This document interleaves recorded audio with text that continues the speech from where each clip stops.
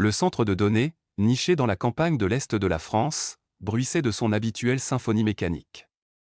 Un bourdonnement constant, ponctué de clics de relais et de souffleries, baignait les rangées de baies bleutées.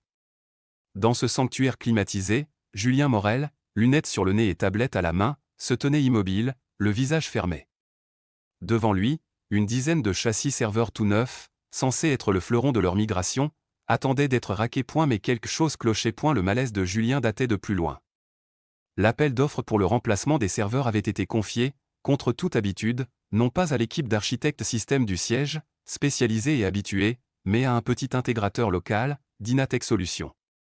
Julien avait trouvé cela étrange, mais Antoine Lagarde, son chef, avait invoqué des raisons de soutien à l'économie locale et de réactivité. Pourtant, le cahier des charges était complexe. Pourquoi les écarter? La révélation survint non pas comme un éclair, mais comme une accumulation de détails ténus. Julien passait la main sur le montant d'un châssis. Une fine rayure, presque invisible, là où une vis de rack avait griffé la peinture. Plus loin, sur un autre, une étiquette à moitié arrachée laissait deviner un numéro de série différent du modèle commandé. Et cette poussière, une poussière grise et tenace, coincée dans les interstices des ventilateurs, qui ne ressemblait en rien à la poussière propre et volatile des usines. C'était une poussière d'usage, de vieillesse. Ces serveurs, payés au prix fort pour du matériel neuf de dernière génération, avaient l'air d'être des rescapés, recyclés, comme on disait pudiquement. Son intuition de technicien chevronné hurlait qu'on les avait trompés. Julien, méticuleux, fouilla dans les archives numériques du projet. Il retrouva l'appel d'offres, les réponses, le procès-verbal de la commission. Et là, son sang se glaça. Dans les critères d'attribution, l'expérience référencée sur des projets similaires pesait lourd. Or, la société Dynatec n'avait fourni que 2 références mineures. L'équipe interne, elle, avait migré la moitié du parc. Mais le PV notait, de la main d'Antoine, astérisque l'offre de Dynatec, bien que plus chère, présente une adéquation technique supérieure et un engagement de service remarquable astérisque, adéquation technique supérieure.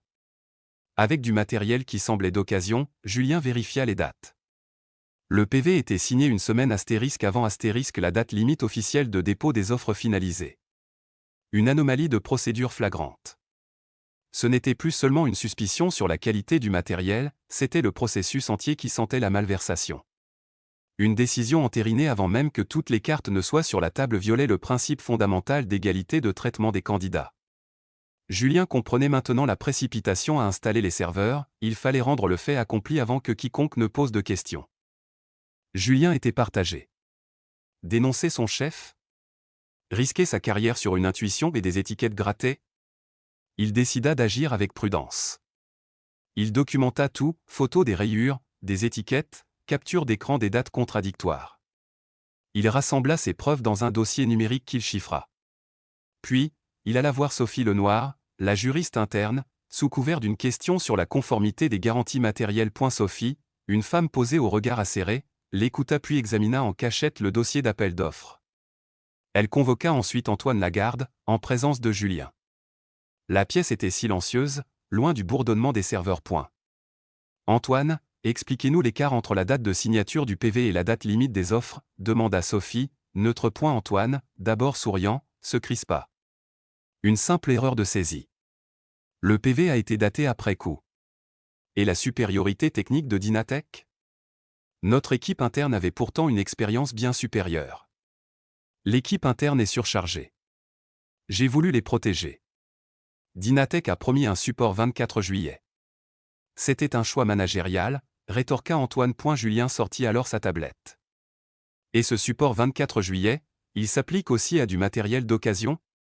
Regardez. Il montra les photos. Antoine blêmit. C'est impossible. Je vais les épingler, ces escrocs. Le problème, Antoine, coupa Sophie, c'est que si Dynatec a fourni du matériel non conforme, c'est une faute contractuelle. Mais si vous saviez, ou si vous avez favorisé ce choix en échange d'un avantage, alors nous basculons dans le délit de favoritisme, voire de corruption passive. L'article 432 à 14 du Code pénal est très clair là-dessus. L'erreur de date du PV, seule, pourrait invalider toute la procédure. Sur les conseils de Sophie, Julien déposa un signalement écrit et documenté auprès du référent déontologue du groupe, une procédure interne protégée contre les représailles. Une audit externe fut déclenchée. Elle confirma que les serveurs étaient bien des modèles reconditionnés, vendus comme neufs.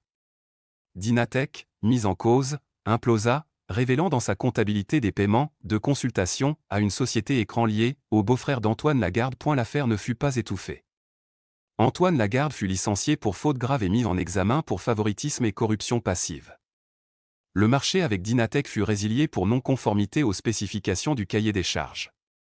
Les serveurs furent retournés, et un nouvel appel d'offres, cette fois supervisé par la direction juridique et les achats groupés dans le strict respect du Code des marchés publics, fut lancé. L'équipe interne, avec Julien en chef de projet, fut finalement chargée de la migration. Quelques mois plus tard, dans le centre de données au bourdonnement apaisé, Julien vérifiait les nouveaux serveurs, flambant neufs et impeccables. Sophie Lenoir passa le saluer. Vous avez bien fait, Julien. Vous avez suivi la procédure. En droit, c'est toujours la preuve documentée et la voie protocolaire qui gagne, pas les intuitions, aussi justes soient-elles. Julien hocha la tête, regardant les LED clignoter régulièrement. La justice n'était pas toujours spectaculaire. Parfois, elle était un processus froid, méticuleux, aussi précis qu'un code exécuté par une machine. Elle avait mis du temps, mais elle avait fonctionné. Le silence du centre de données n'était plus oppressant, mais serein. C'était le son d'un système qui, finalement, tournait correctement.